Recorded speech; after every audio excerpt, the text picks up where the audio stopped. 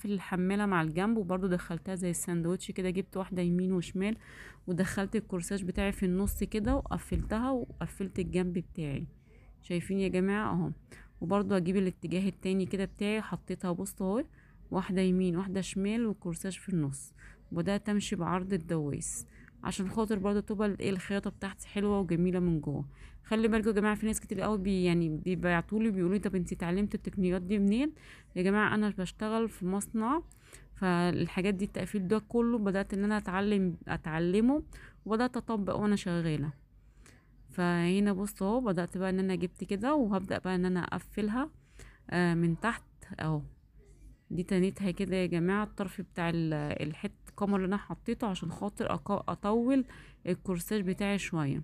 وبدأت ان انا اتني بقى التانية سحرية كده، ادخل الاتنين في بعض، دخلتها في بعض وبدأت ان انا اعملها شيمة كده. وبرضو الاتجاه التاني كده شلت الزيادة وتنيتها، وبرضو جيت كده في الجنب اهو بصوا اهو.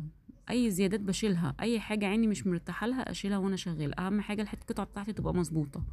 ودخلت الاتنين كده في بعض كده وتنيتهم تانية، وخليتها ايه زي الشيمة كده وانا شغالة.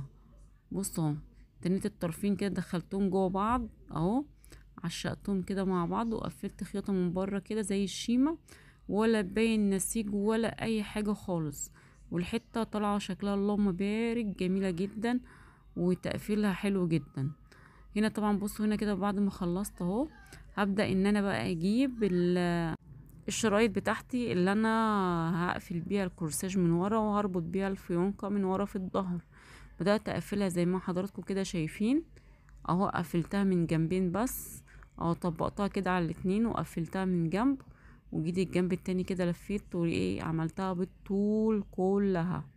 وهبدأ بقى ان انا اقلبها كده، واجيب بقى معايا مفك او اي حاجة اطلع بيها البوزة بتاعة الايه الشرايط بتاعتي كده. وبرضو جبت التانية معايا وتنيتها ولفيتها قصدي، وبدأت ان انا اطلع بيها البوزة بتاعتي كده وتبقى شكلها حلو. وطبعا هبدأ بقى اركبهم كده من الجنب بتاعي اهو. انا قست كده الاتنين مع بعض عشان اشوف الطول بتاعها مظبوط ولا لا. وابدأ بقى كده اجيب الجنب بتاعي، بصوا اهو عملت الاتنين على جوه اهو يا جماعة. وبرضه اجيب معايا الاتجاه التاني اهو، حطيت الاتنين على الطرف على الطرف كده، وبدأت ان انا اقلبها وادي من بره عرض الدوايس، بيدي شكل حلو من بره، وبيدي خياطة ايه جميلة، بتبقى الخياطة بتاعتي حلوة. وكده خلاص معايا خلص، ويلا بقى نشوف شكله النهائي. وهنا طبعا كنت بشيل الدبابيس عشان ما كنتش لسه شلتها. وتعالوا بقى بصوا شكله اللهم بارك جميل جدا. ما تنسوش بقى تدعوا لي دعوة حلوة كده من قلبكم، وخلي بالكم